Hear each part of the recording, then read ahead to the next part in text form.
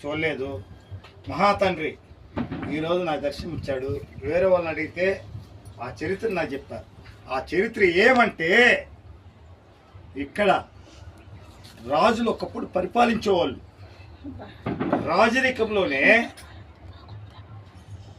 ఆ రోజులు శ్రీకృష్ణదేవరాయలే వచ్చి ఇక్కడికి ఈ నిజరూప చూశాడు. ఆయన నిజరూప దర్శనము చూశాడు. ఆయన ఇటుపక్క ఒక గుండు, అటుపక్క ఒక గుండు.